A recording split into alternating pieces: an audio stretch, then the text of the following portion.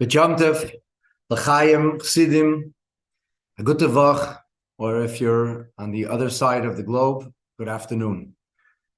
73 years ago today, or this evening on Yud Shevat, we were zeiche to the first Maimer from the Rebbe, Vasilagani.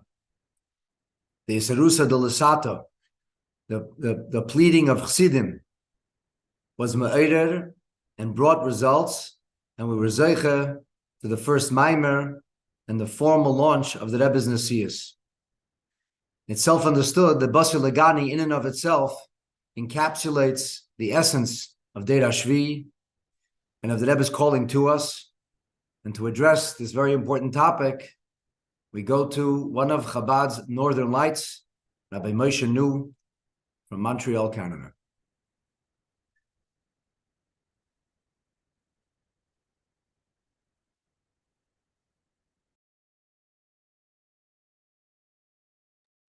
L'chaim, Reb Moishe. L'chaim.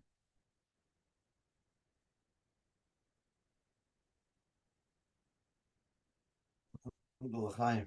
Nice to see you. Wo bist du? I'm oil.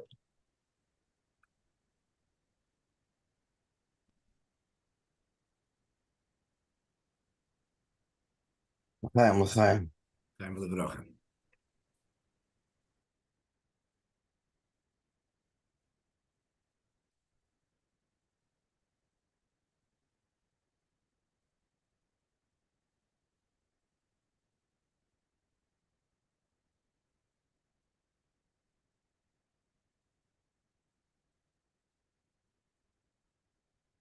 You all know that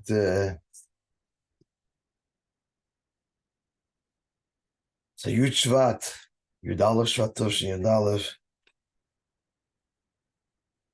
This historic Farbrengen, when the Rebbe accepted formally the nesius, notwithstanding the fact that the Rebbe worked 24/7 then and continues then and before, and ever since. Upon him, the formal acceptance of the nesius was the Farbrengen with the Maimer. It's just so where is this printed formally? It's in the Isofis and the appendix, the additional sichas Nekutei Sichas Chelegu Beis Yud Shevat at the end. Amongst all the sichas, this historic Farbrengen.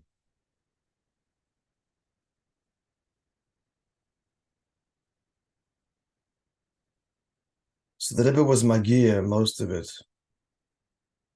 And again, it appears just as a Isofah to Nekutei Sichas. I say this because it's indicative, expressive of the Rebbe and the Rebbe's nesius, in as much that the etzem, the essence, changes nothing but illuminates everything. There's no dramatic publication in the Rebbe's talks, inaugural talk of acceptance of nesius. It's there, but as an appendix.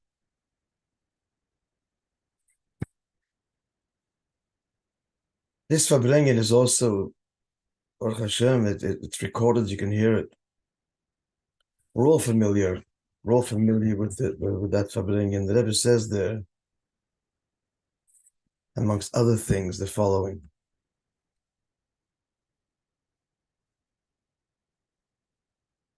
It's also conveyed in somewhat of humor, and not just humor, but almost is an element of well, you're here. The Rebbe says as follows. He says the Rebbe, meaning the Frierdiker Rebbe coming to America, said, Ozlas lekarte ovat kinimusa. When you come to a city, a place, so one should conduct oneself according to the custom of the place. So here in America, people like to hear a pronouncement, advar chidush, something novel, noch besser, even better, adover amavel es harayin, something which is shocking. It's a statement. It's called a statement. So the Rebbe is conveying this in almost like everything. Essence is expressed, African nuance, and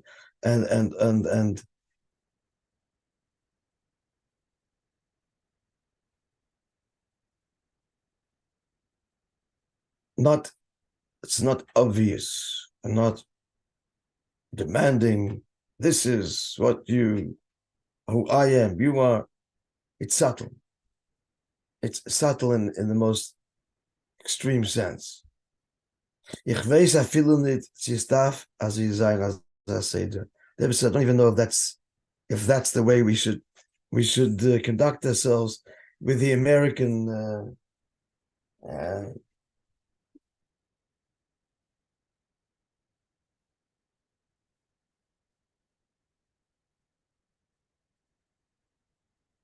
culture of making a statement that is shocking. Aber Rebbe says, I will. He's going to engage America. He's going to engage America in all of its nuance, and all of its uniqueness and limitations. Oz das the karta ovet bini musa. He concludes, yeah. Torah says you come to a place, one conducts itself according to the culture, the behavior of the place.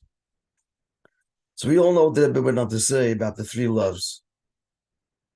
But there's something unique about the way that I've expressed this. So just looking at this again, I realized it. And that is, so he says that there are three loves: love of the Eibishter, Avos Hashem, Avos HaTorah, and Avos Yisrael.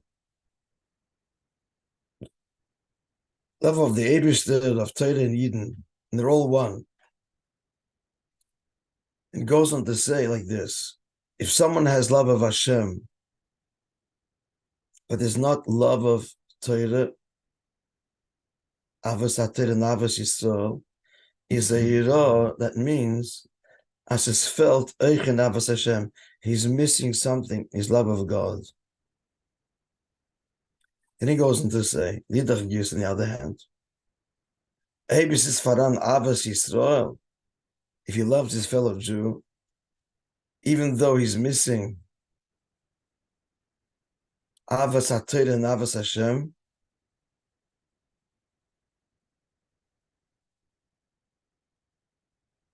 so he goes on to say, so what do we have to do? We have to see to bring him also to Avos HaTorah and Avos Hashem. So my dear friends, the question is, it doesn't seem balanced. He said, if you don't have Avos Hashem, the person has Avos Hashem and doesn't have Avos Yisrael, he's missing in his love of God. He says, if you have Avos Yisrael, doesn't say he's missing. It doesn't balance this statement as we'd expect him to. He says, if a person has only Avos Yisrael, then we have to see to bring him to Avos Hashem and Avos HaTorah. I believe that this is expressive of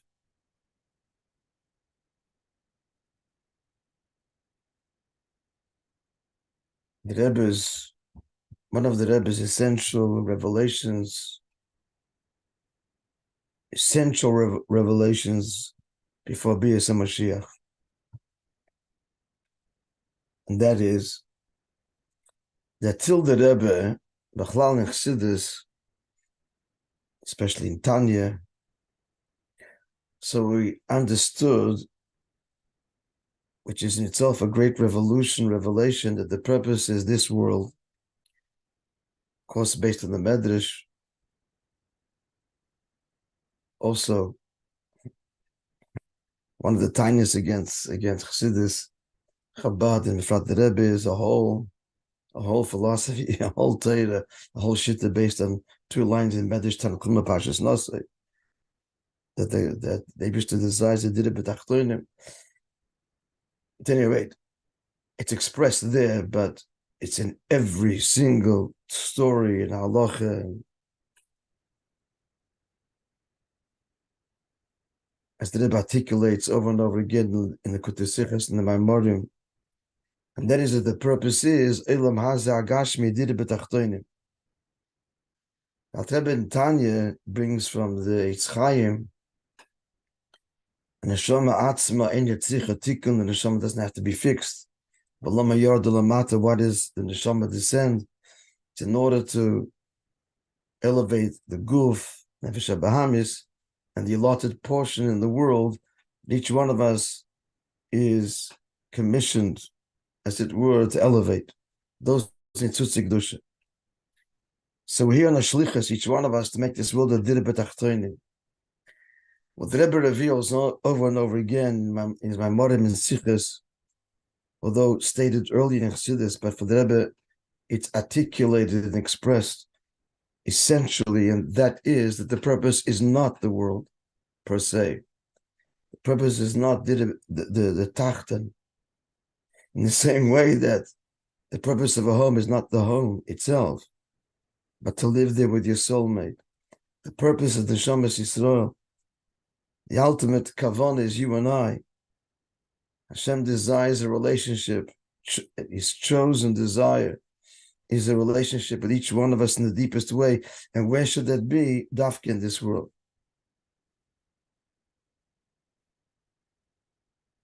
The true dira, the moch, the shifta yisborech, is us, not the world.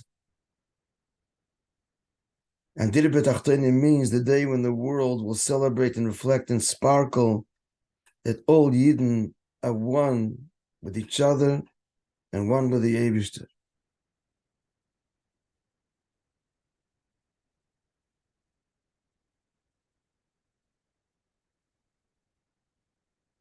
It's interesting to observe the following. In the bracha to Bar Mitzvah Bocher, so the Frierdiker Rebbe, we see in the Igros Kodesh, generally wishes, as we'd expect the order to be, first Yiras Shamayim, as the Mishnah says in Pirkei Avos, that one's fear of God must precede one's learning. Otherwise, if Yiroseh is not before one's Chochmoseh, then one's learning and wisdom doesn't endure. So the first thing is Yiras Shamayim. Actually, in one place, the Frierdiker Rebbe writes in a letter that he wishes Bar Mitzvah Bocher Yiras Shamayim, and then Chassid, and then Lamden. Yachel, the hope invested in you. And in other places, actually, he mentions Chassid last. Yiras Shamayim, Lamden, and then Chassid. And that's logical. Surely Chassid is the final Keren de la Creme. First Yiras Shamayim, fear of God, Kabbalah Soil, then Lamden, then learn, that Yachel. And then Yiras Shamayim, Lamden, and then Chassid, or at least second.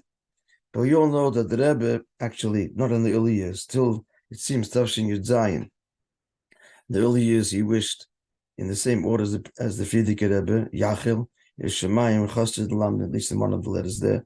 And then from Tafshin Yud Zayin, perhaps earlier, but from what I can ascertain, it began Tafshin Yud Zayin, the Rebbe wished Chayil, Chassid, Yiras Shamayim, and Lamden, the theme of the Basi Lagani Maimer. We are all soldiers on the front line, and the battle is for the very stake of the state, the final, ultimate battle. The question is, friends, indeed, why is Chassid first? Chassid in Yerushalayim and Lamden, either second or third, but why first? Perhaps the answer is, and this is why the Rebbe articulates it this way, because what's Chassid? When you say Chassid, you're saying this fellow is a Chassid. So implicit is a Chassid of a Rebbe.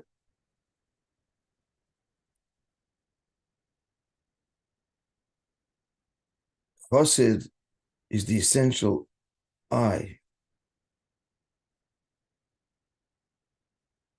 The Rebbe, Hanasi Akel, the Rebbe is an neshama from which we all extend. We are all essentially one. We are all rooted in one neshama.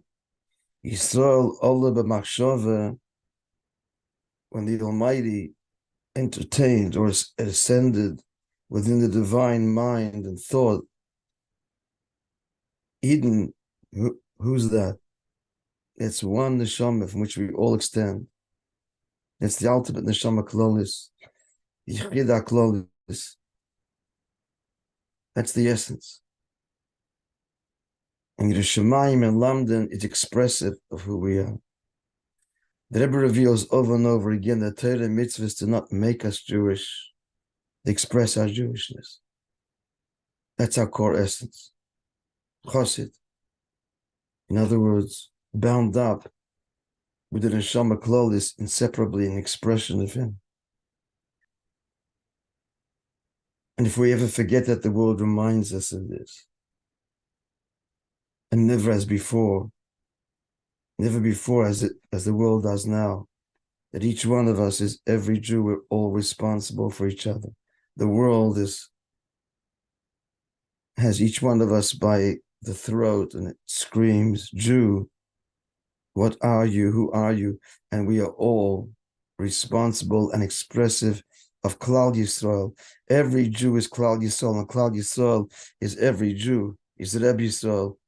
It's true of all of us, friends, because we're all this chelik alakami mal mamish. Rebbe is simply the laid bare, transparent, conscious truth of that which is all of us.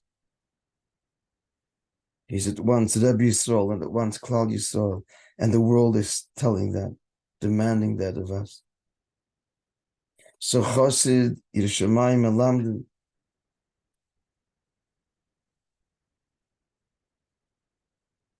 who are you? Vemis bistu. What are we? Chassid. We're neshamas. We're all one.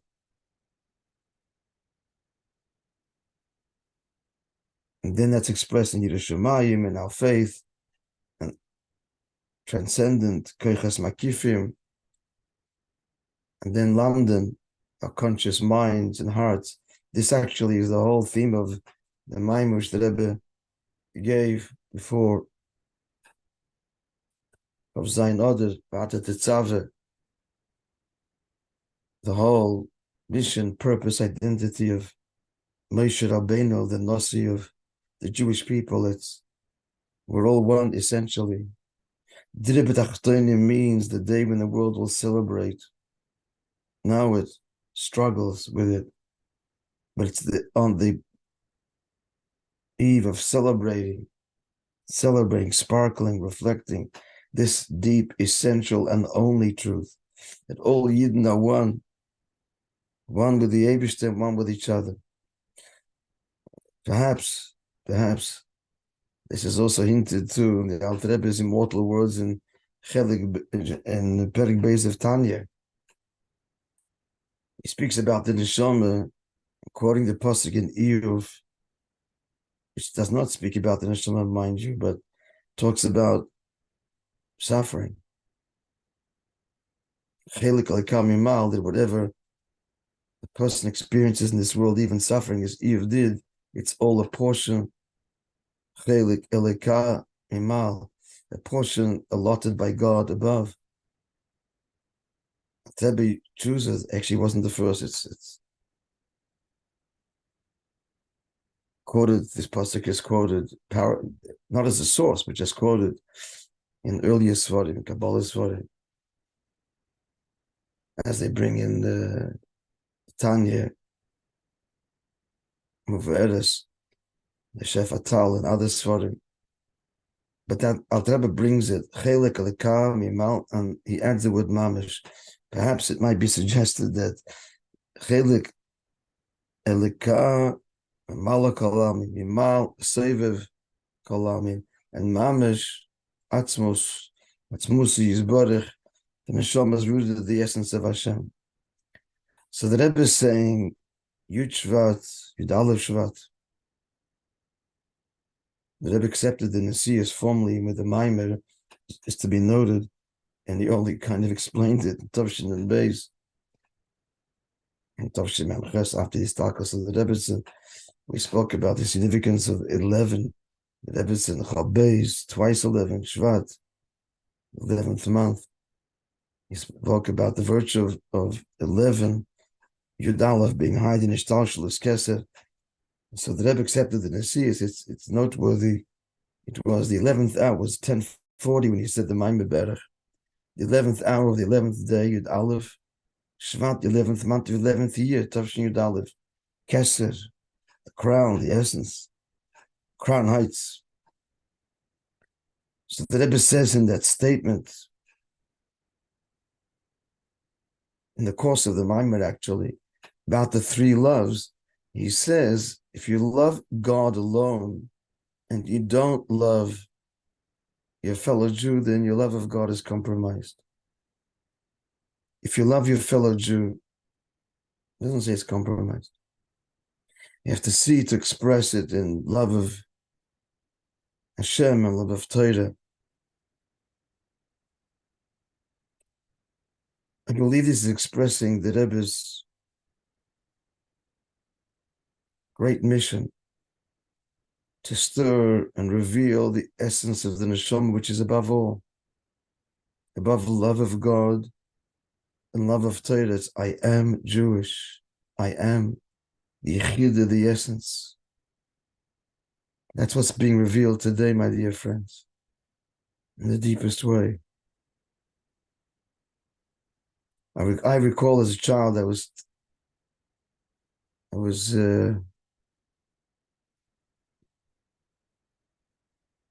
10 years old in 1967, the 67 war.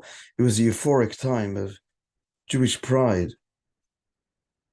And the Rebbe cried subsequently. It was a Jewish leadership failed to capitalize upon this tremendous histalkus. The whole tshuva movement, the great shofar, began with the 67 war. Then I was proud to be Jewish. Today, in the deepest way, it's I am Jewish. And the world is demanding this, expressing it, grappling with it. I am. That's the core essence. And the Rebbe is saying in the Kabbalah nesius, the Aleph Shvat, that if a Yid has, and every Jew has Avos Yisrael, then we need only express it and nurture it in love of God, in love of Torah. I am a Yid. I am a Chassid. So to the question, what happens after Gimel Tammuz, what a question. It's like asking, what happens to the Jewish people? We're here. And we're here in our Jewishness in an essential way. Tragically, we didn't ask for it this way, but an unprecedented, I am a Jew, challenging and dissolving all of the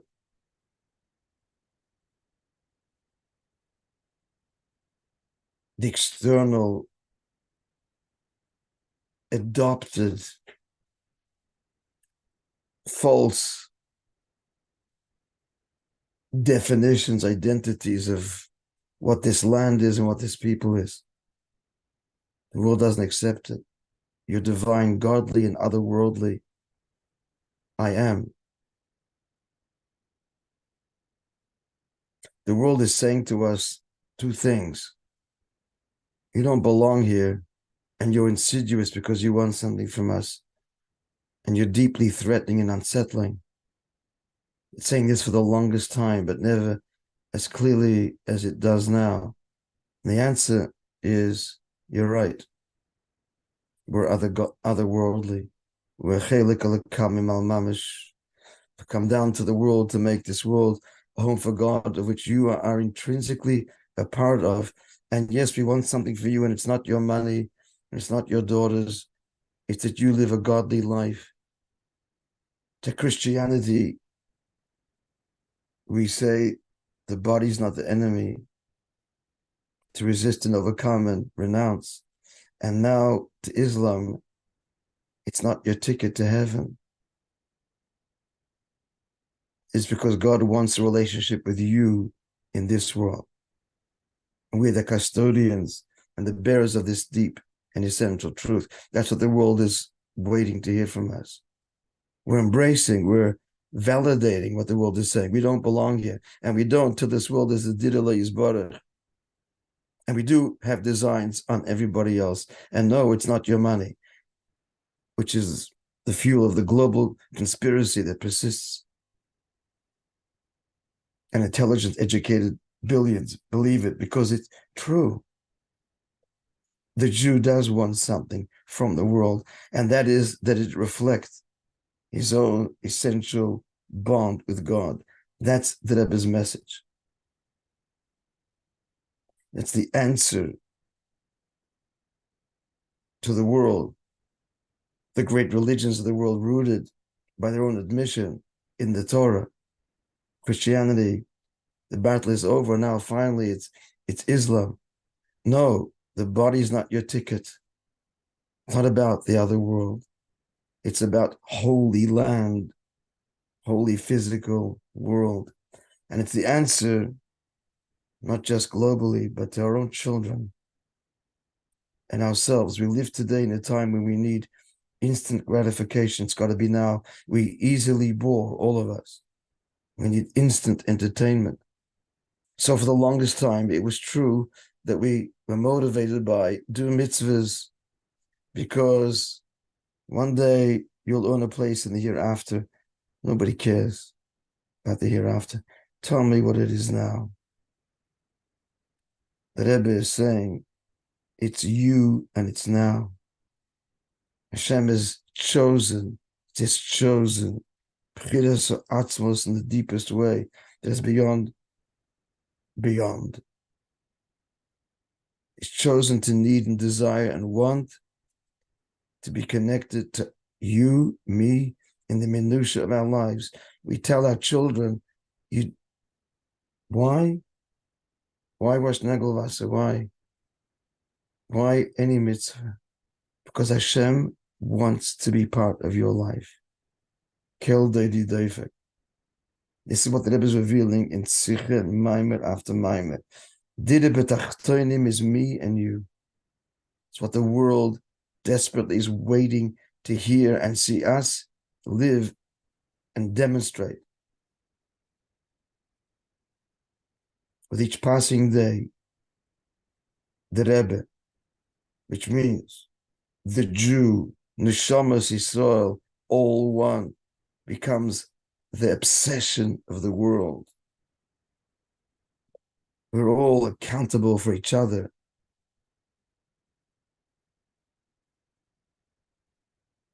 We're just one. That's true. That's it. And that's the message.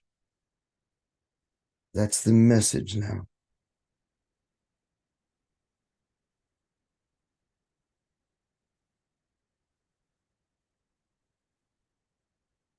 As the world is seeking, children are seeking. The deepest articulation of Dide B'Tachtonim,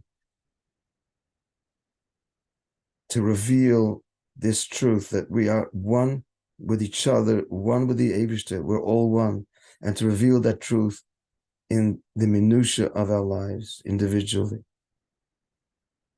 That's the whole kavanah. That's the whole essential purpose. So the Rebbe is saying, If you have Ahavas Yisrael, that's it. And we've got to express that. V'ata tetzaveh must be expressed in love of Torah, love of the Eibishter, Torah mitzvahs. And that's the core. So l'chaim, at Mosai, the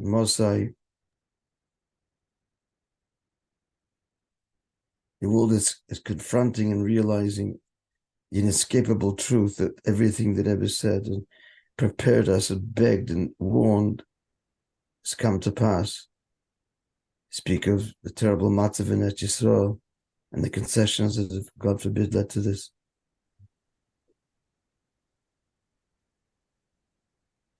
It's inescapable. One voice that thundered, begged, cried, wrote, spoke endlessly, begging to prevent this.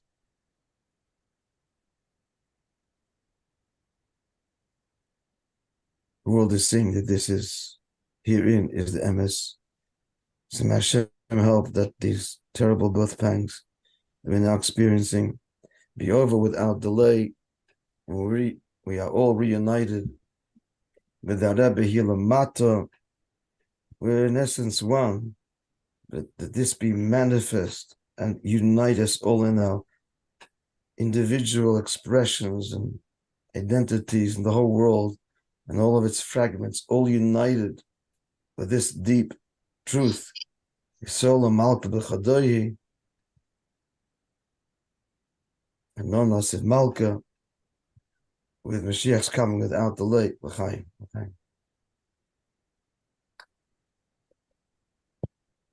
L'chaim Reb Moishe, thank you for your eloquent and warm words about Basi Lagani, Dira B'Tachtenim, and the fact that all of us are soldiers in Hashem's army. When you talked about the Rebbe's letter, you reminded me that I once heard from Yudel Krinsky that he was supposed to visit, it was a bar mitzvah somewhere in Crown Heights, and he represented the Rebbe. This is in the early years. And the Rebbe sent a letter to the bar mitzvah boy. He dropped the letter off before Shabbos, and he came on Shabbos and he read the letter. So the father, who was one of the local Rabbanim in Crown Heights, asked Rabbi Krinsky, why does the Rebbe write Chassid Yerushalayim Elamden? Chassid is he said, okay, I'll be okay if my son turns out to be a Chassid, but that's not my first issue. That's not my first concern. So the Yudel said to him, was Pashas Kerech that Shabbos. He said, Kerech is given a Grace Elamden. But he didn't turn out very well. If he would have been a chassid, things would be very different. So later, when he came back, the Rebbe asked him, how did it go? So he told the Rebbe what happened, and he told me that the Rebbe stark zerschmeichelt. When he gave to the darkness and the difficulty that we face in today's day and age, there's a very clear message in Basi Lagani Toshim Daled, where the Rebbe speaks about the fact that we, Bnei Yisrael, are called Tzivus Havaya, and the Rebbe says that this is the Inyan, Vashi Yisrael Einem Mispoil Mecheshech V'Hasheker De'elam. And not only are we not daunted or fazed by the darkness that seems to inundate and overwhelm us, but quite to the contrary, Mahab Chemese L'Kedusha. And the Rebbe talks about the Aveda of Mesiras Nefesh, the Aveda of Kabbalah Soil, and the Rebbe talks about that as being the methodology of us being able to overcome the challenges of Gullus that we currently face, transforming our world into the goodly and godly place it is, always, was always, and will Emertz Hashem, let me rephrase that, was always destined to be, and will Emertz Hashem soon become. To address the subject of Basi Lagani, as it speaks to us in this particular year, Tavshin Pei Daled, we all know that the Rebbe would deliver a mimer on Yud Shevat, on one of the nesius, and the Rebbe spoke about this, that and it's very evident that the Maimorim were based on one of the particular chapters of Basi Lagani. We now move to a light who is only a little bit south, but somewhat west. They say Shechina B'Meirev. Rabbi Hertz, Rabbi Baruch Hertz from Chicago, will address the subject of Basi Lagani of this year, per the Maimorim of Tavshin Chav Daled and Tavshin Mem Daled. L'chaim, Rabbi Hertz. L'chaim. L'chaim. Chaim, now after a whole Shabbos, Farbrengen all the way till Ma'ariv, Farbrengen tonight, weiter. So it's the middle of Farbrengen. It's the middle of Farbrengen. Say the Lashon Yehi Ratzain, Sheyifel Bi Ubechem. It should accomplish what we have to accomplish. We sit together, it's Chassidim L'chaim, and we should accomplish. We have to accomplish today, this year, Yud Shevat, with the Rebbe together. L'chaim.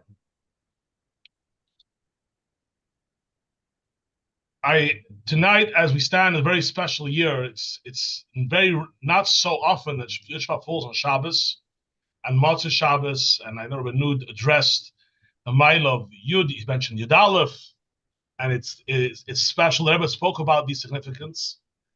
I want to begin with a question which has been bothering me for a while. I want to address that question, and that is as follows. But I'll begin with a small episode. When I was a bacha in the year Tavshin Mem Zayin, I was in shlichus in a makom shlichus, and part of the arrangement there was that you had to come back after Yom Kippur for Sukkos to be in that place. Now you have to understand that being by the Rebbe, Rosh Hashanah and Kippur, and subsequently before then for many years, I spent Sukkos by the Rebbe for 8-9 years in a row, and you stand Motzei and Kippur, Napoleon's March, and then it goes and it builds up, and here Erev Sukkos, you had to leave such an unbelievable height. I said, the Maimon says, you're standing on a very high place, in a way, and going somewhere true questionable what you're accomplishing, but it doesn't take away where it was, the excitement and the hard feeling of leaving Sukkos. And the plan was to leave Erev Yontif. So Yud Gimel Tishri was the night the Rebbe had a Farbrengen, and after Farbrengen, it's Erev Yontif, most of 770 packed out. There was not a lot of people. Basically, people busy with the Sukkos, and there was basically 30-40 Bachrim, and one person Farbrengen by the famous name of the famous Chassid, Rav Zusha Vilmovsky. Rav Zusha was a Chassid in right. I don't have to elaborate, but he was a Rebbe's a soldier, and he was a Rebbe's person. Rav Zusha was sitting there, and I told him, I knew that a few hours later, early morning, I'm taking a flight and coming to my place, Erev Yontiv. And I told him, we asked him what's going on, and I told him that, and he told me something. And before I explain what he said, I want to begin with the question here. We all know that in Chabad, we all know when we know the story of Kabbalah, of formally, publicly, Kabbalah's nesius, publicly, the Rebbe did not publicly take it on in a full revealed way till Yud Shevat, Yud Aleph Shvat, Tavshin Yud Aleph. Now,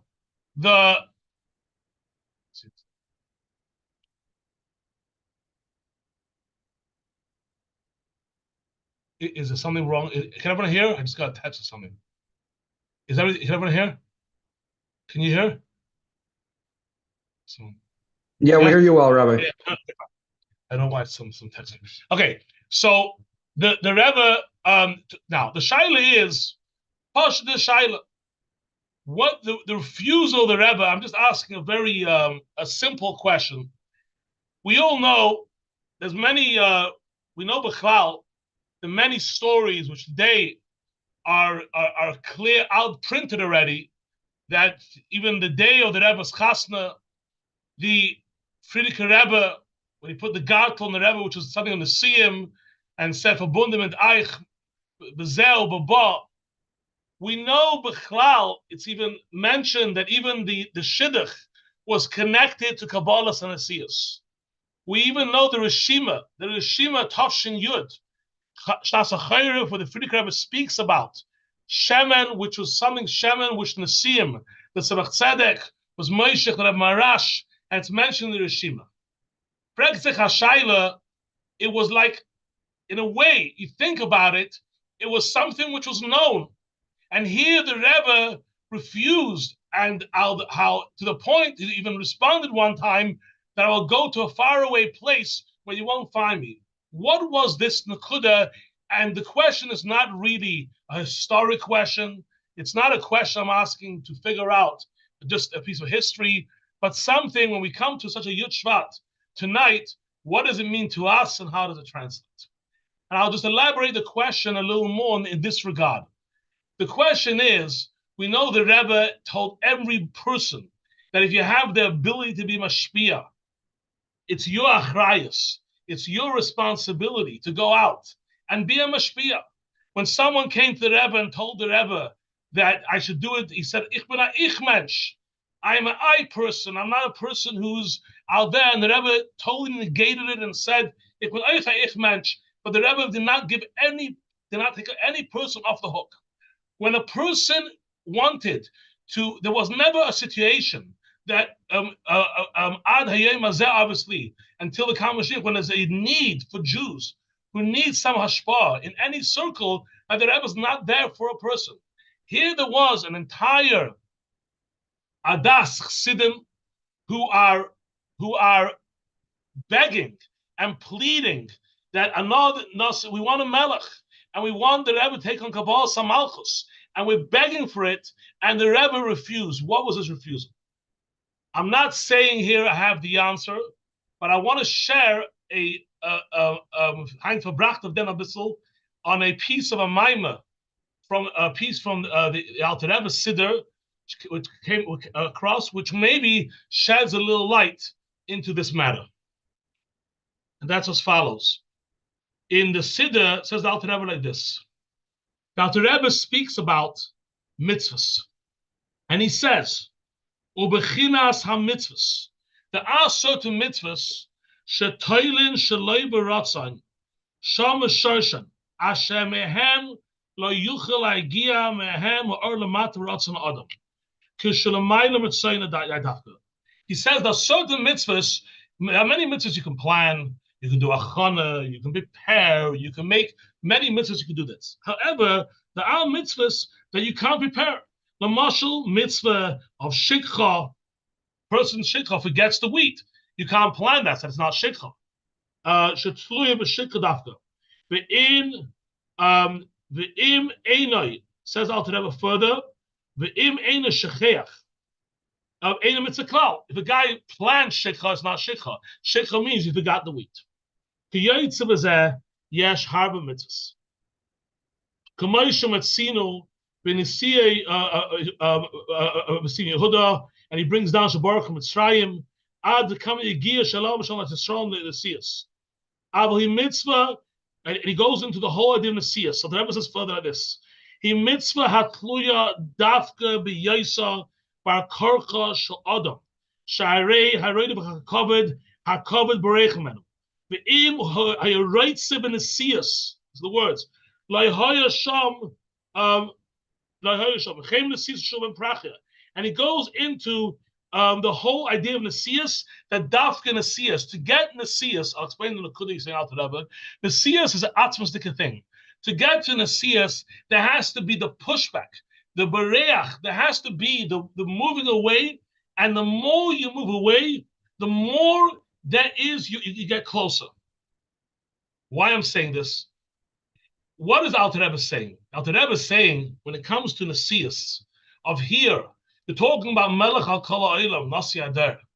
So there has to be an akuda of people begging and begging and begging till you learn peace Alter Rebbe, till the nasi has no breda and reveals an essence which comes from inside, deeper than surface, deeper than geluyim, deeper than things which cover, and the essence comes out in the most deepest way. That's what the Alter Rebbe explains about nesius. The Rebbe, you think about it, why is this piece maybe negaya to us? Each and every one of us, when it comes Yud Shevat, there has to be reaffirmed. Most people sitting on this call, I imagine, were not there 74 years ago. But the Nakuda is that we want the Rebbe's malchus. We want the Rebbe's connection. There has to be this begging. this pleading, this yearning, this histalkus, this feeling that he wanted the Rebbe, and only then we can get to the essence of the Rebbe. Reb Zusha told me these words. He didn't go through this pilpul, but told me these words. He said, the fact that you're so upset about it and you want to be here, this is the contribution you can bring, the greatest thing to the Rebbe, that this is your connection, that you're yearning, you want it so much, that is b'dafka why you can have maybe the greatest connection. Little did I know that I left that morning, and the following night, Sukkot, was when Zushalom Mofsky passed away. It was a beautiful Farbrengen. He sat for hours speaking until my flight. I sat with him. I'm saying this is, we sit now Yud Shevat, Yud Shevat, and Yud Shevat. We have to have that yearning. You have to have that desire that it's not just a free ride, as the Rebbe said in beginning, the first mimer, and the famous mimer, as Renu spoke about, that it's not a free ride. The Rebbe, Bechlal, Kaplan mentioned about the idea of Chassidim in London. It's interesting. The Rebbe always in every letter spoke. You look at the titles. You had Ishirei Lakim, all these titles and people. You ask a question. I just want to mention, because Kaplan mentioned it. The Nakuda is that L'chaira is the person. So is the person really Taka an Ishirei Lakim? You know, and the answer is that Rebbe believed in every person that he has the potential to be Ishirei Lakim. But it has to come from a yearning, and you have to go to the Rebbe and you have to pull yourself and say, Rebbe, I want you. You have to have the same drive as a Chassidim Toshin Yud, who said, Rebbe, we can't survive with Al-Kabbalah Samalchus. When you go to the oil and we stand to the Rebbe, we have to have those same negation and those same feelings. By the way, Zalman Jaffe went to the Rebbe and says, why are you giving me such titles? So the Rebbe said, it's not for the past, it's for what you're going to do. A few years later, he went again to the Rebbe and asked the Rebbe, is it still the same thing?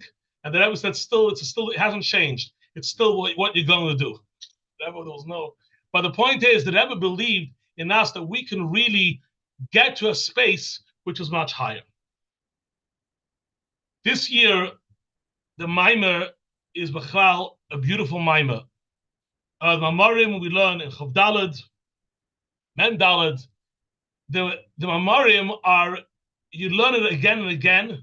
There's big in Yonim with the Rebbe's Machadish and Chassidus, and Bechlal, a few things which in my mind stand out. Obviously, everybody, we learn the mimer, but some take home there's things in the mimer. Interesting thing is, when you hear the Farbrengen and learn the Farbrengen of Daled, the whole Farbrengen is centered around the mimer. But I want, before I get to that, say another nakuda of this idea of a histalkus. The Rebbe wanted us, as Renu mentioned early on, the three things, all connected, that we have to have a desire. I'll tell you personally, I remember the year Toshin Dal Mem, this Shabbos, Parshas Boy, I think the Shvat was B'Shalach, Boy, it started Ve'era. The Rebbe started a question asking about the frogs. And Akasha, why were the frogs left in the Yo'er different than every other Makkah? The Rebbe did not answer that question. And he said we should answer it, and he alluded we should answer it through the Aris.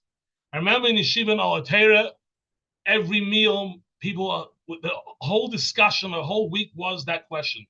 Hundreds of answers came in, and the Rebbe, that Shabbos, basically pushed aside every single answer and said no one went up B'derech Hapshat and went with a whole different kav. The Parshas Boy, which was, he also asked a question about the klovim. I'm not going to go through the question. The shaila is not so negeya, and the question, I mean, you can learn it. It's printed in the Farbrengen, and the question about why the klovim and why they didn't scream, why only the dogs barked. And the Rebbe also left a question. The following week, there was even double answers. It was double answers. And the thing is that we thought the Rebbe was making a new seder, he can ask a question, and there will be no answer. It stopped. Those 2 weeks was standalone 2 weeks, and later it stopped. But the Rebbe wanted us to have a yearning and a movement in us. Just don't get spoon-fed and take it in. I remember that in Yud Aleph Nisan, Tafshin Mem Gimel, Yud Aleph Nisan Mem Gimel, yeah, the famous Farbrengen, where the Rebbe at that time in England, the first time Yud Aleph Nisan, where they broadcasted the Rebbe on satellite for a few hours. Remember, there was 10,000 pounds, which today every kid can put on the phone, and then they couldn't even do a full Farbrengen. The Rebbe then spoke about the story of the person in the yacht, which we found out later, those who knew, but it was David Chase, and explained that he was sitting on the yacht, and he owned a ship, and he's a wealthy person, and he asked he asked the captain every time, where is Mizrach, east? And he wanted to know. The captain asked him, why are you so concerned in my direction I'm going? I mean, it's not like it's out of character. And he explained, because he wanted to daven and know which way to daven. Afterwards, and the Rebbe Boruch, that you see that it affected the captain. The Rebbe said, I don't know what happened further. I remember that Farbrengen. I remember later, I was not there in Achron Shel Pesach, but I remember reading the Hanoch of Achron Shel Pesach, where the Rebbe then asked, I was shocked that I said, how come there's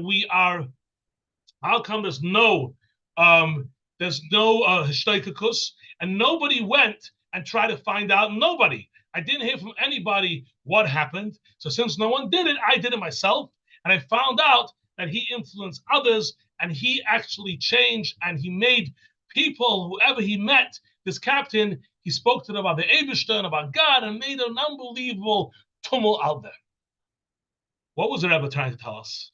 He was trying to tell us, I'll give you Farbrengens, I'll give you sichos, and we have an oitzer gunners, we can sit yom v'layla and learning the Rebbe's Torah, but we also have to have an internal yearning. We have to have a movement of trying to have a want, of finding out, going a little deeper, knowing what the Rebbe wants from us, knowing what the Rebbe is trying to allude to. It just can't just be a one-way street that we're saying that, hello, I'm here, Ayavai, and then the Rebbe just feeds us and gives us information. It has to be from us, some yearning and some desire. On this note, I want to say another Nakuda, B'chlal, I'll leave the Maimah piece more, because I think there's a lot of beautiful Eros in the Maimah, but I want to say on the same point I just said now. You know, the Rebbe in the first Bas Iligani said each of the Rebbeim 5 times through statements, through a nigun, through stories, etc. We all know the famous stories where the Alter Rebbe, he chopped wood. I'm not going to each one. And the Tzemach Tzedek, before davening, he found a Jew to give money. And the Rebbe Marash, he told the person, all these amazing things. So when you learn on a superficial level, there is idea that basically the Rebbe was talking about Avos Yisrael. And the idea of a nasi is Avos Yisrael. And the Rebbe's whole Indian is Avos Yisrael. And there's also a story that the night before the actual Yud Shevat, the Rebbe actually went and did something personal for somebody at a home. That's what's given over. But the Indian of that a nasi, that's Avos Yisrael. When you go a little deeper, B'chlal, you look in the Maimah, it's obviously talking about shtus. These things are shtus t'kedusha. It's out of character. The Alter Rebbe, who ran a big community, will go and chop woods for a woman. And Tzemach Tzedek made his whole day spinning around to find a Jew to give him money. And Rabbi Rash should make a whole trip to France and make specifically in the hotel and go to a place which is on the lowest level, impure, and do it. So that's an Indian Pashat, showing us the world of shtus, that we can go shtus the kedusha, and shtus means that we are actually just like there's negativity and shagais in the world, and we don't have to elaborate on that. It's all out there. The world is going on wheels, as Rabbi Nu mentioned, and Bechlal, this is something we live with every single day. But just the Kedusha, we can counter this by doing things of Kedusha. But maybe even deeper in this mimer, what the Rebbe is telling us is that we have to go out of our box, that we have to go out of our thing. The Alter Rebbe went out of his box and basically found this woman to do it. Obviously, it's a nasi hadar. What the Rebbe is saying is, I'm going out of my box. It's for you also. Don't just stay in the box and be ready for a nice, comfortable ride. You have to stretch yourself. And this is an akuda of the Maimah. If you learn the Maimah this year, in Daled Mem Bechlal, in Chav Daled, the Rebbe there speaks a lot about Lamata.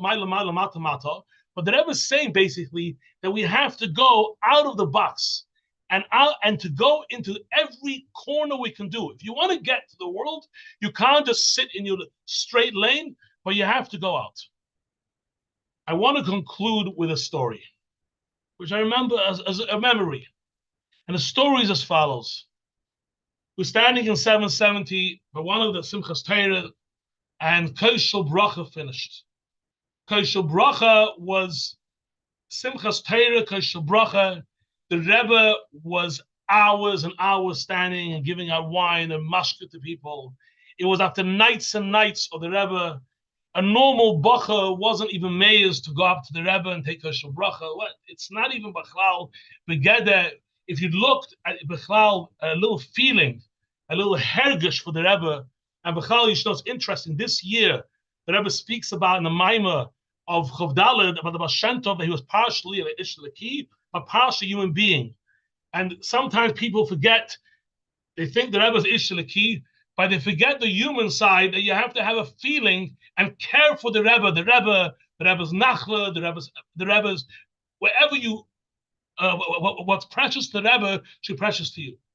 And that time, nobody obviously would go out, but the Koshel Bracha was very long. It was early hours of the morning. I don't remember the exact time. But it used to happen in Koshel Bracha. The Rebbe then would finish. He asked if anybody else more, and they would say no.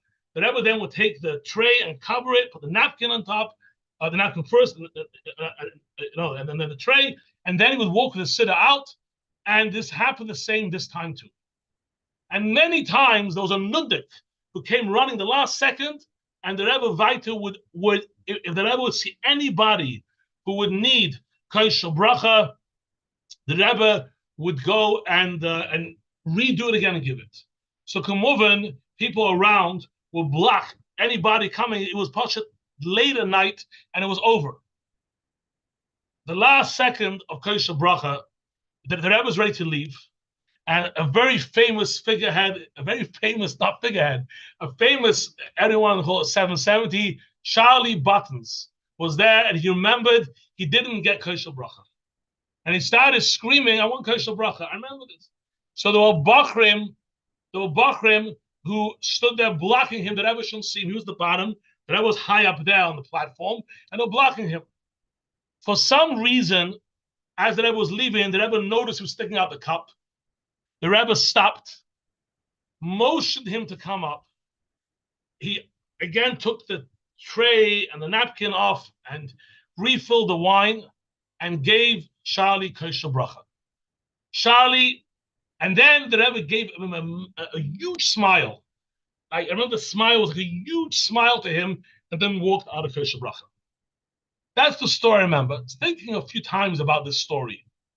The Maimah speaks this year about us being in Lamata Mata.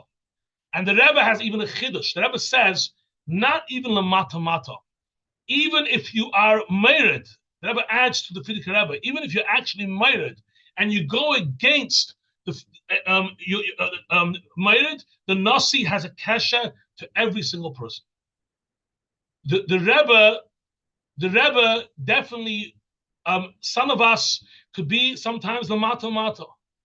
And we come in the 11th hour and we want something from the Rebbe. We're trying to stick our cup out. And the Rebbe reaches out But the main thing is the brachas are there, the hashpayos are there. However, we just have to stick our cup out. If we stick our cup out, the Eibishter will give us all the shafa, all the brachas through the Rebbe, all the inyanim we want. So, saying this year, saying this year, the Nakuda is that we may be takel mata, we may be low, and there's many stories I don't go into now. But the Rebbe told people one-liners which pulled them out from the lowest to the lowest, and we can sit on the bottom, and if we stick our cup a little bit, the Rebbe connects to us. But we just have to make the effort. Let us this year, and we stand in such a matzav, and we want to reconnect our iskashus to the Rebbe and to our Melech, to go and tell Rebbe, we are here, we are yours, we are bottled to you, we want the Malchus, we are mishtaiket, we're yearning for to us to be as iskashus, to be chsin the Rebbe, and we should have kipshutai, have the Rebbe to us together, dalamata, l'chaim, l'chaim.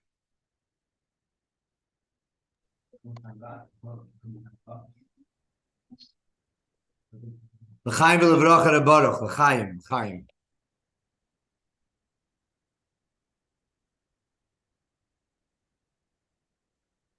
Every Farbrengen has to have a bechein. In the various telegrams that the Rebbe would send, the Rebbe would often speak about hisvadas pe'ilos, the pe'ula being not only b'shas, the hisvadas that should be words of inspiration, and that the ilum should be uplifted, but that there should be a message with which we can leave, something that we can implement into our daily lives. If I may, before I introduce Rabbi Rubin, who will be speaking to us from Albany, New York, in the Maimer, both in the 14th chapter of Basir Legani HaMekeri, as well as the Rebbe's Maimarim, where he elaborates on the Maila Adin Ketza Mata Adin Tachlis, we hear about the concept of being Me'ein HaMoir. L'cha'era, there's a very important message for all of us. The Rebbe is Moir. The Chassidim have to be and the has to be Me'ein HaMoir. Agam that it's a ha'ora. And it's not actually, as the Rebbe says in the end of the Maimer and Tov Shemem Dalet, it's not actually the Moir at all. But Chassidim have to make sure that there's a hiskashros. And as long as we're sugibunden, and that the is Me'ein HaMoir, then we can be pale the pu'ula that the Rebbe asks and expects of us. In the Maimer of Tov Shemem Dalet, the Rebbe speaks about a murdered nekuda of shame. It's a davar chadash. It's not spoken about in the original Maimer. And the idea of the shame, which we could call the code or the spiritual DNA of all of existence, that the Rebbe says reflects the atzmos, the Eibishter himself. That Chassidim have to be and they have to be me'ein hamoir, even if it's ha'ara, is something we have to toil at. And darf sich lieber machen. Very pashat Chassidische Yidden learn Nasach Chassidus, and there has to be a sense of feeling, and as Rabbi Hertz talked about, the concept of yearning. But b'peil mamish, when we do what the Rebbe asks of us, when we carry out the Rebbe's holy ratzon, so that is the shame, that is the etzem, the inyan atzmi. You may not see it directly related to the Moira, as the Rebbe says in the Maimer, but the reality is that the Shas we are to be mekayim the shlichus that the Rebbe gave us, and we do that which the Rebbe expected of us, that Lapoil, the inyan of shame, the inyan of the pragmatic reality that is unfolding, that has the markings, the DNA of the Rebbe's Ratzon, both of these together comprise the meaning of Yud Shevat, Yud Aleph Shevat, and us intensifying our iskashos. L'chaim, l'chaim, the Eibishter will helfen, as mir sollen werden aufgeheben. And we should toil more at being an that is me'ein hamoir, as the Rebbe said in the Maimer, that's nikir, that's noticeable, and that we should be zeicha to be mekayim the Rebbe's ratzon b'diuk, as the Rebbe wants us to, so that the shame, the heilige nomen from the Rebbe, gefindt sich b'chol mokem, as our shlichus continues to unfold, hopefully soon to reach its climax, lahavi liyamei Mashiach. Reb Mendel, to finish it, to be the ma'asif l'chol ha'machanes, and to bring together all of the eloquence and the inspiration, the insight and the profundity of the previous speakers, you now have the baton. L'chaim.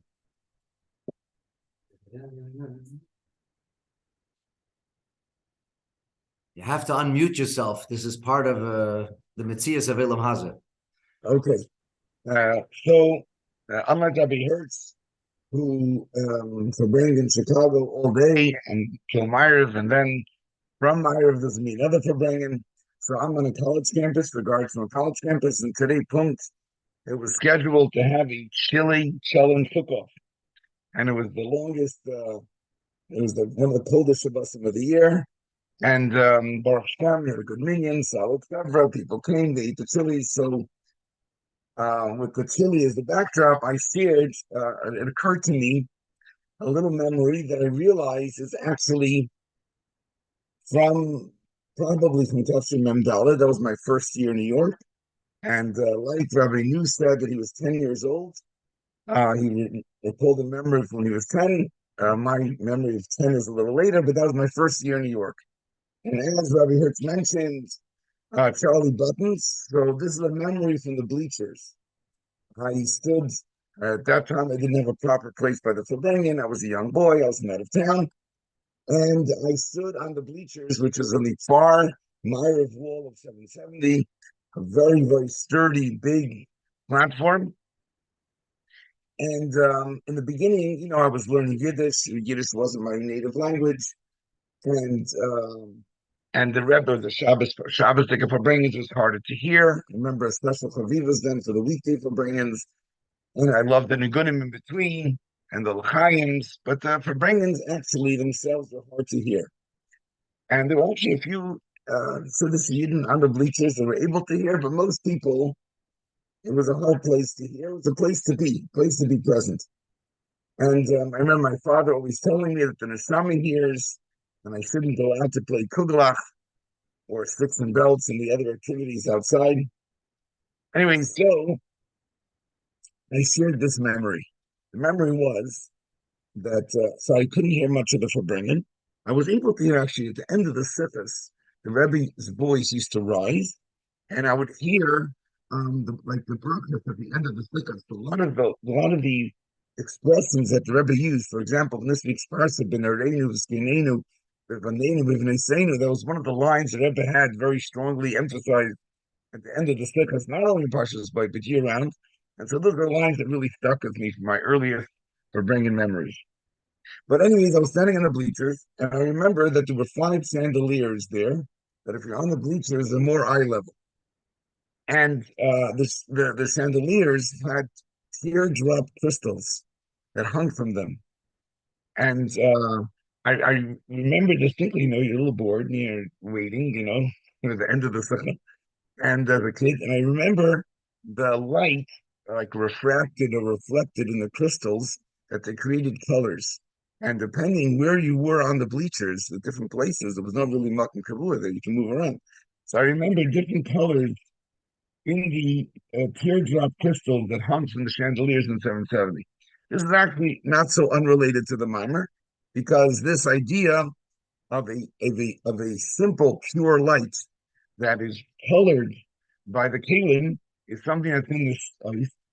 And so I share this with the students today, that all the ingredients in the chili are really basically the same. We had to buy all the ingredients, was basically pretty much the same ingredients, but everybody puts their own energy and interest and emphasis and color and spice level into their chili, and that's how you have all these different chilies.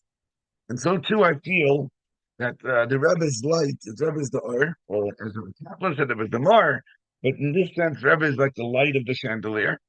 And each chassid who was carved and situated and etched in a different way reflects a different inyan of the Rebbe, a different nekudah that they in, that's dear to them, that they express themselves through, that they feel most connected with.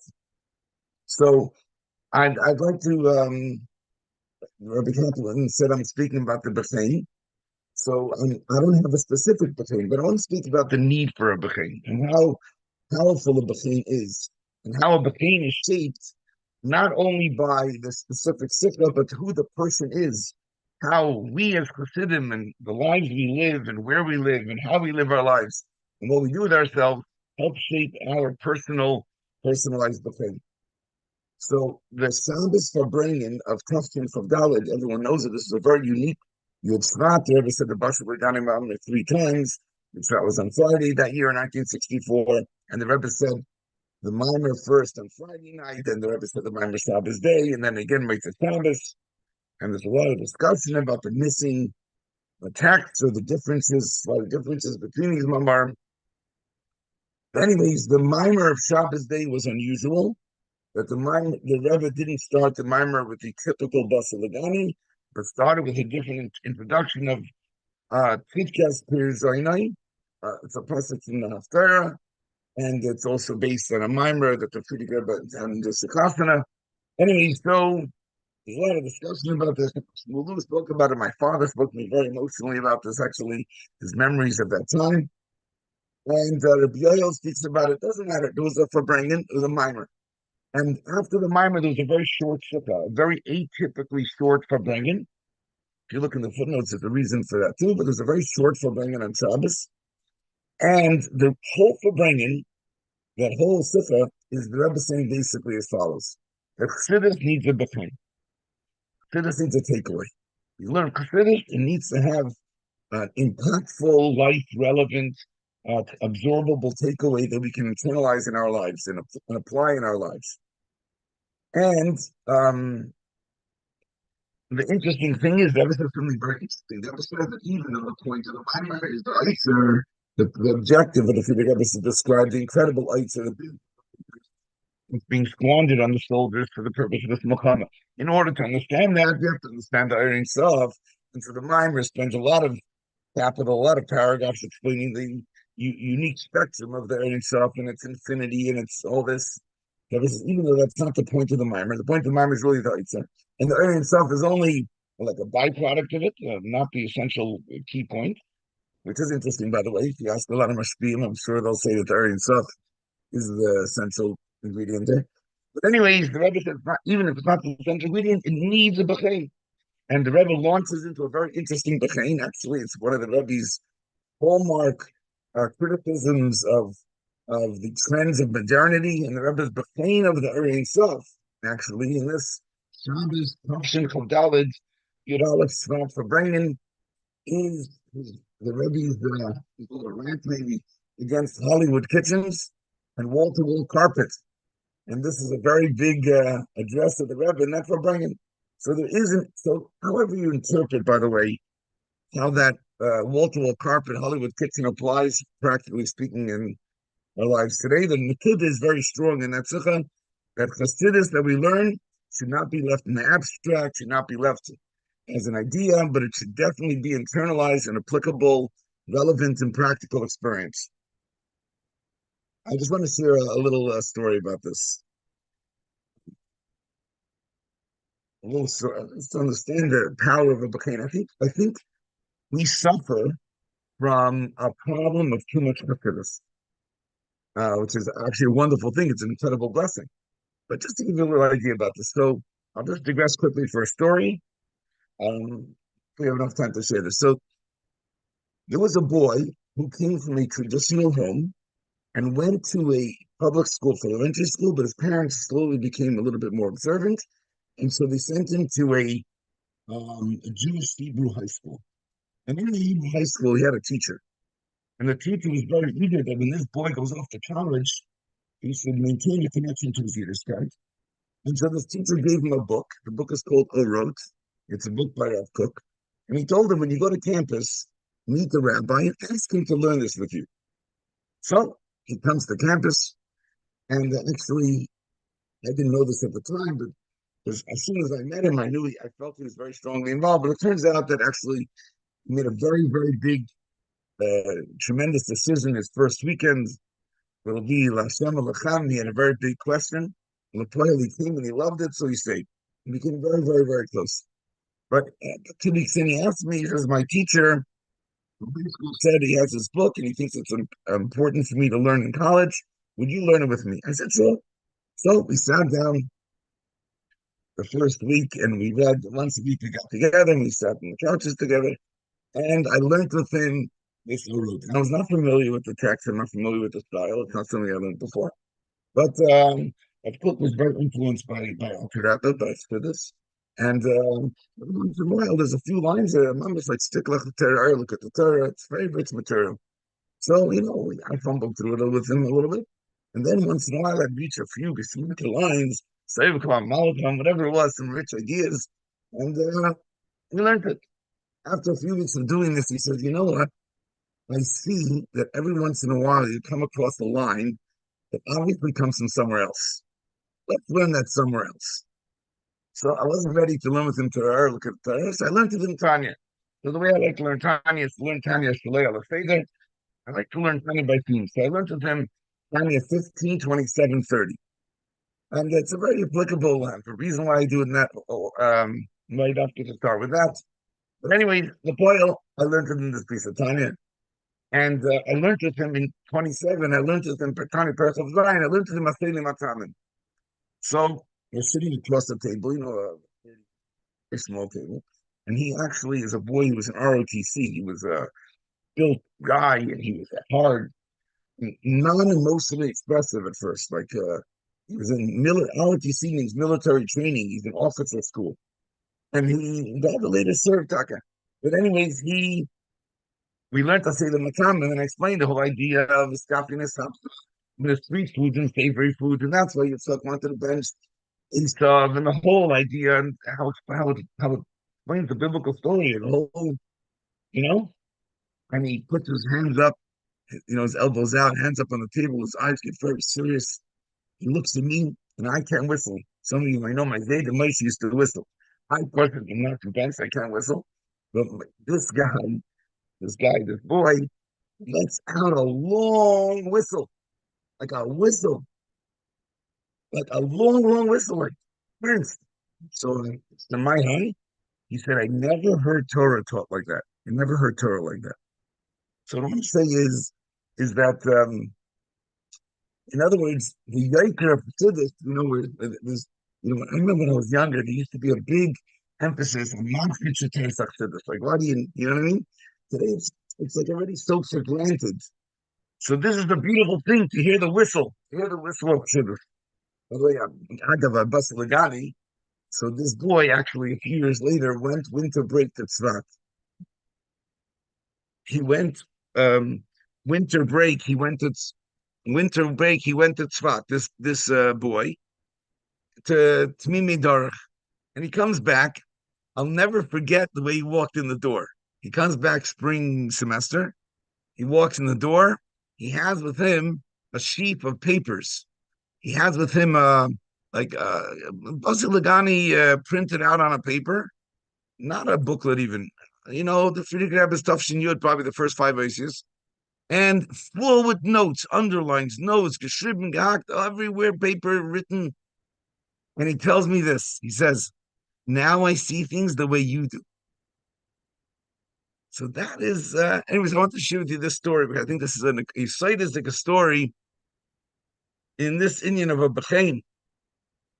By the way, Rabbi Wahlberg, of course, you all know Rabbi Wahlberg. Rabbi Wahlberg used to Farbrengen with us the year we were Bachrim. He Farbrengen with us. He with circumstances, he couldn't Farbrengen with us a full Farbrengen.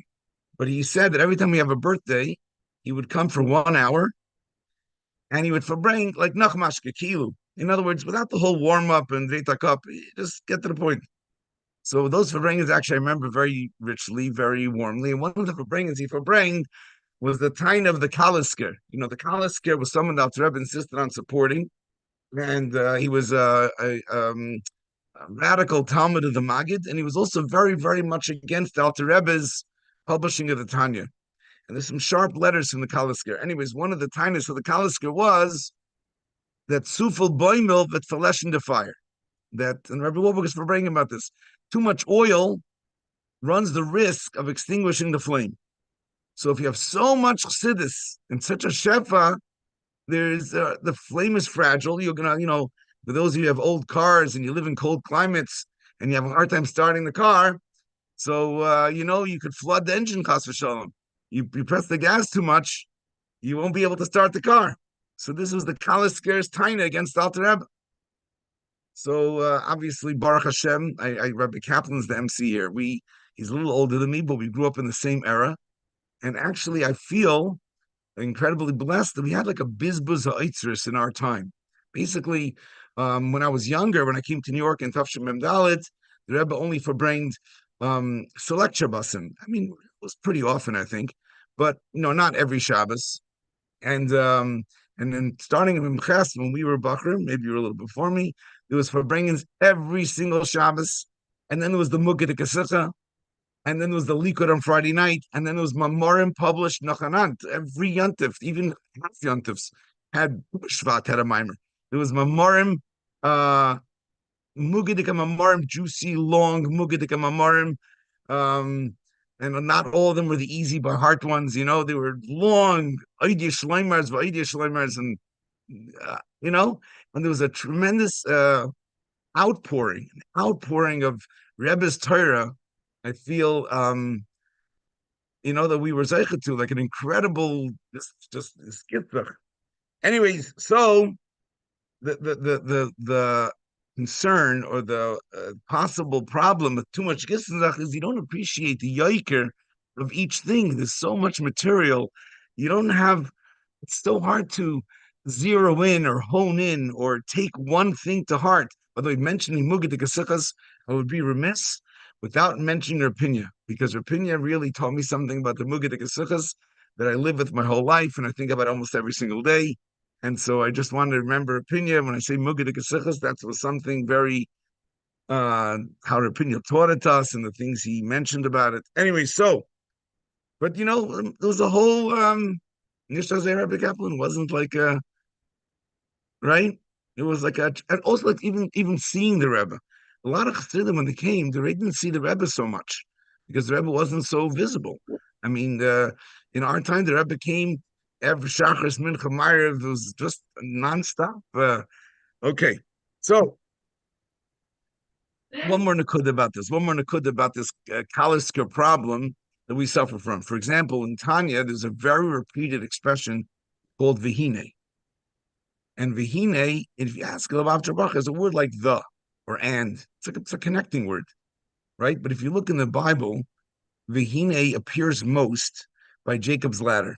By Jacob's ladder, vihine translates more like, wow, I can't believe this. I didn't expect this. This is so surprising. It's out of the ordinary. I didn't see this coming. So really, every vihine in Tanya is a wow moment, is an innovative, a wild, ceiling-shattering innovation of Alter Rebbe, and we're just, we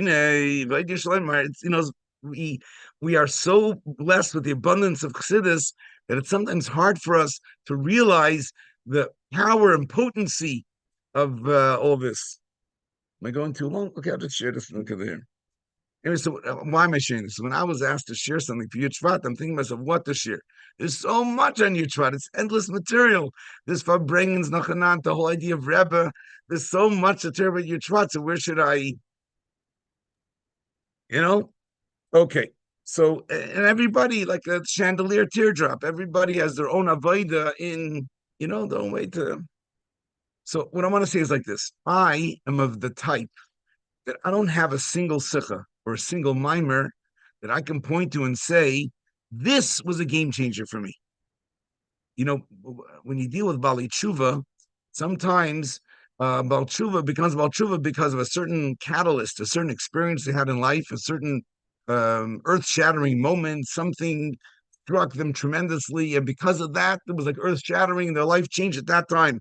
And they could pinpoint that. They could isolate that incident or that teaching or that message that really changed their lives. But a lot of times people about Tshuva, it's simply because there's a bunch of factors, a lot of things played together. It was a very gradual process. They can't really pinpoint exactly.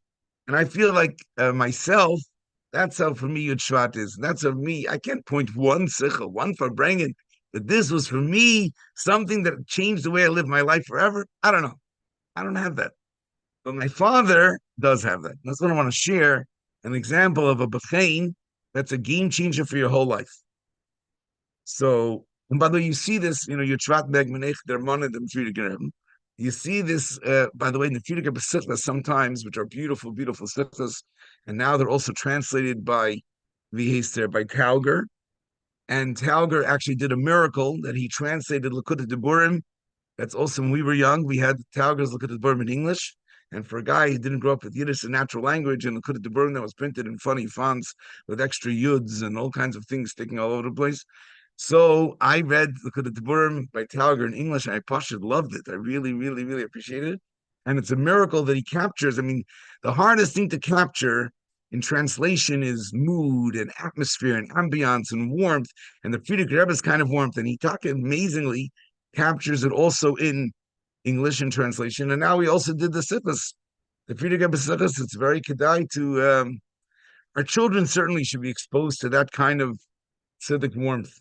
Anyways, in the Frierdiker Rebbe Sikhs, there's you read a lot of sikhs like this. Like there's the story of Yosef Binyamin Volaklaper, a guy who held on to his Tanya, learned it every day in his Tanya 3 shuras for 50 years, and he showed the Tanya to the Frierdiker Rebbe, or he held on to his kapel, his yarmulke that the Tzemach Tzedek blessed him with. There's like stories of people who held on to something for 50 years, for a lifetime. They held on to an akuda, one inyan that Hadze Balept, or for example, the story in the Frierdiker Rebbe Sikhs of Pesach, the wagon driver, that he went to the Marash, and he was a Pashto Yid, and he told the Marash that I go on open roads with an open wagon. He had like a flatbed. And the Rebbe Marash told him, Su'umar Menechem, and he lived with Su'umar Menechem his whole life. He built a factory with big windows. The Kenem Makayim's on the Rebbe Marash, Su'umar Menechem. So anyways, there's some Chassidim who take one Nakud of the Rebbe, they disappear from society, and they live with that nakuda for the rest of their lives. So I want to share with you what happened to my father in this vein. So basically, Jonathan Sachs, for example, he could pinpoint when the Rebbe said, he wrote, "Should I be a rabbi?" And the Rebbe just made an editorial comment, "I should." And for them, some people have that, and for me, it's not like that. For me, it's the whole room, it's the collective. It's not just one piece. I really feel that it's worth highlighting where a b'chein could be one piece, so we should see what a b'chein means. So my father, Yud Shevat Tafshin Chafei, by the way, he was, Yud Shevat was the time they used to go to the Rebbe. And actually, maybe I could share that. My father had a stroke about 1.5 years ago, 2 years ago. And Baruch Hashem, now he's, but in the beginning, after the stroke, sometimes it's hard to get back to certain realities. Baruch Hashem, now it's not like that, but in the beginning it was like that. And I remember the following conversation. So my father's whole life here in Albany is main shlichus is chinuch, and he established the school here, and he's very big into the school till this day. He's very, very much involved in the school. But after a stroke, sometimes what happens is a person reverts to their past, to their youth. So he was telling me, he was thinking about this. We always think about creative ideas and kind of what we do to get the kids excited. He's always thinking of these kind of things. And so my father told me this idea that we should get a train. A train is a very educational thing for kids, to get kids onto a train. And he was going on and on where we can pick up the train, and we can take the train from here to there, and get all the kids and all the classes onto the train. And I was wondering, where's he going with this? Who needs a train? What's the chinuch of a train? And then he starts to describe how he remembers her parents stood up in front of the train, and her parents was wearing a special hat. And with this train, they went to Yud Shevat. You know what I mean? So, in other words, the going to Yud Shevat was a very big thing. In fact, now it's very traditional, even with kids from campus. You go to New York, you take a picture in front of 770. It's the whole thing. I'm not sure the historians can tell you this better, but Yud Shevat Tafshin Chafalov, there was a group of kids who came from Montreal, and there was a picture taken in front steps of 770 that might be the first front of 770 pictures. So Yud Shevat used to come to the Rebbe. So in Tafshin Chafhei, the Rebbe said the Hadron on Makis about Rabbi Akiva and the Chachamim, the Churban Beis Hamikdash, how to view it. Rabbi Akiva laughed. And my father heard that sikha then, and it blew his mind, because the Rebbe is saying that a person's personal life, a person's background, shapes the way he sees Torah. And that means that Torah is full of that. The whole Gemara is full of Bala Memers. That means the whole Gemara can explode with understanding who this Bala Mimer is. And by the way, the Rebbe reinforced it the following year. It's the famous Sikha Yisrei Beis. That's one of my favorite Sikhas, Rabbi Shmuel, Rabbi Kiva. And so my father actually changed his whole Derech HaLimud. His whole Derech HaLimud is very, very much focused on this Indian of the Bala Mimer. And he wrote a whole book on the Haggadah, 2 paragraphs, Meiser Reb Lazar, in the Haggadah, those 2 paragraphs about the Seder Mirak, wrote a whole sefer. Because if you know who these people are, you could piece together what happened at that Seder. You know all their arguments. And so my father became very caught in this, and he published that Haggadah sefer. And he has a sefer in PDF now of 600 pages of this Nekuda. Not only this Nekuda, but this is a very, very key piece for him.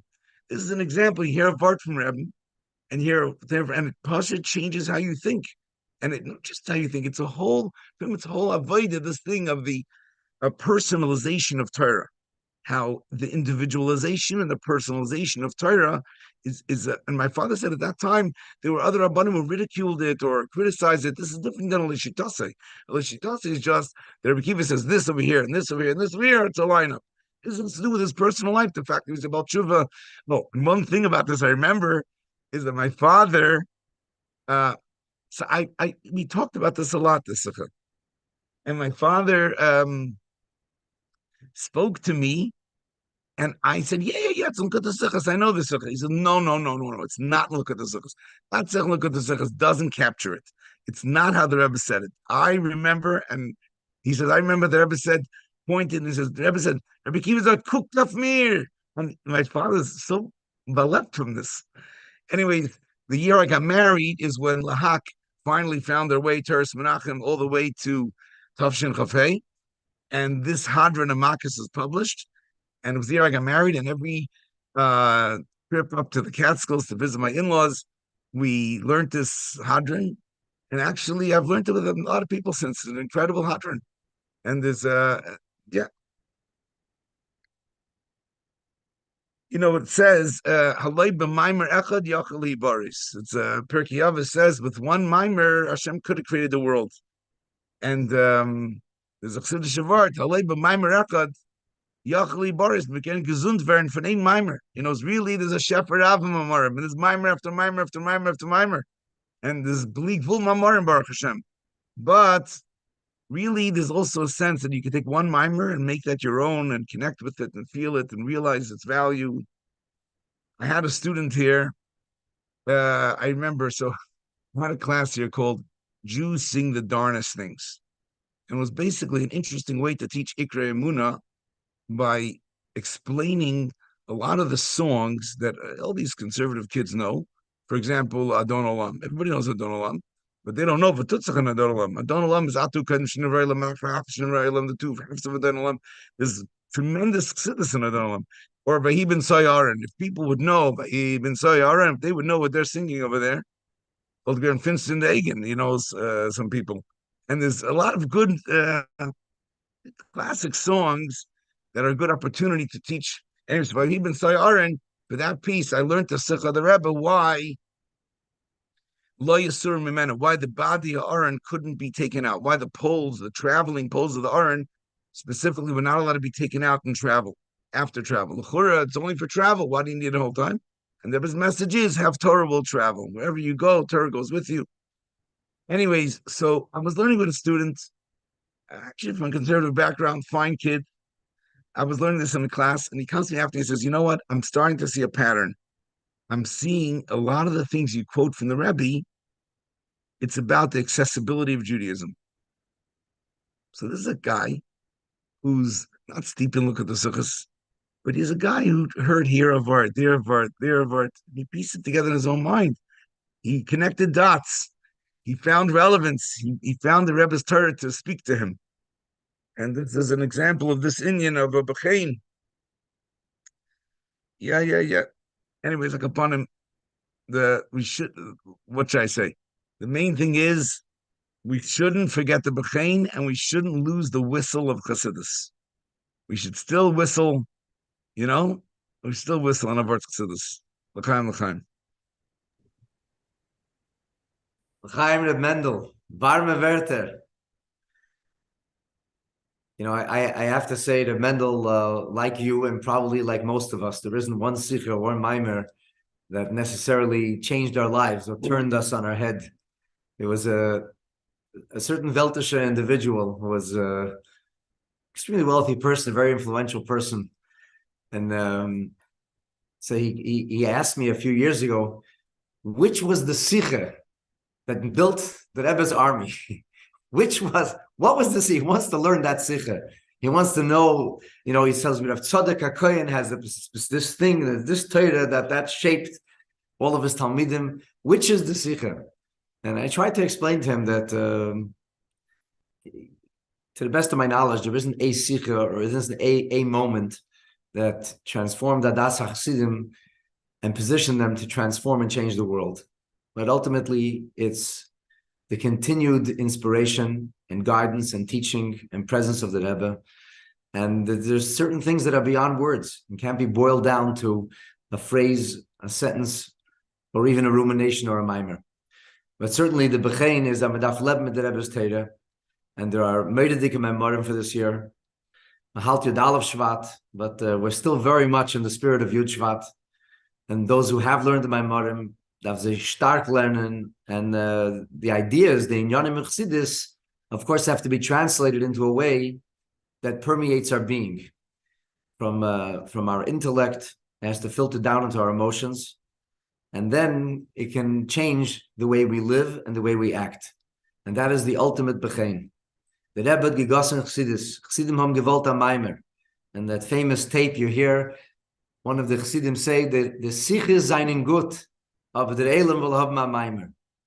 And the Rebbe finally, Baruch Hashem, the Rebbe did say a Maimer, and the Rebbe continued to say Maimarim, a Shefa Rav Mamash, really probably unprecedented, the Shefa that the Rebbe gave us, and especially as you mentioned in our years, a continued profusion of Torah that the Rebbe spoke, and that there was Magia was really Neido Tehillas, was unbelievable. And the challenge, I think, for us is that we have to Medaf Leb mit der Rebbe's Torah. Each year, Bas Yilagani, darf man sich hereinlegen in the Maimarim of that year, and not only to understand and not only to convey and to share, but ultimately, so leben, the Rebbe's Chassidim sollen so baleben, and durch dem seine mitzugemoden. The union of Torah is the union of connection. And that's how we can actually fulfill the mission of being the Ur and the Ha'ara of the Moir. When the Rebbe speaks about this idea of the Ha'ara, and it also, if you look at the Maramakemis of the Maimer, the Nekuda is that even if the Ur is a very faint glow, but it's possible to see the Moir through the Ur. And as you beautifully said, your Talmidim are clearly seeing that. They're seeing the Moira through the Ur. The Rebbe Marash's Maimer in Tofresh Lamed, it speaks about the inyan of a Psila Dako or a Psila Ava, that you look at the Ur, you can see where the Moira is. So the Rebbe Shlomo helping them is a learning the Rebbe's Torah. There's a leben with the Rebbe's Torah. We should be zeicher that the world should look at us and see the Ur that it's Me'ina Moira. And as a result of this, we should finally fulfill the destiny that the Rebbe gave us. And that is, a Robreng in the Shechina Lamata, and to fulfill our calling as a Deir HaShvi. The Rebbe's Heiros are the inyan of shame, and that is the DNA of the markings. And it wouldn't be appropriate for us to sit together with Chassidim from around the world and not mention the idea of Magbis. And that the Rebbe would make a special Magbis on Yom de Pagre. And on Yud Shevat, the special Magbis was for Keren Torah. So everybody is invited to go to the Keren Torah Fund, which is can be found online, Machni Yisrael, and to participate in the Magbis. And the Rebbe will help him. As mir soll nala zeicha sein, that we should be zeicha, that we shouldn't be only ha'ara de ha'ara, but that it should be increased. The inyan of the Eiris Me'ina Moir, we should be zeicha to carry out the Rebbe's Heiros Bepel Mamash, and Zenzich mit the Rebbe Mirz Hashem, and that together we should be brought into the Geula Shlema, B'mheira, U'B'yameinu, Amen. L'chaim, l'chaim, v'levracha.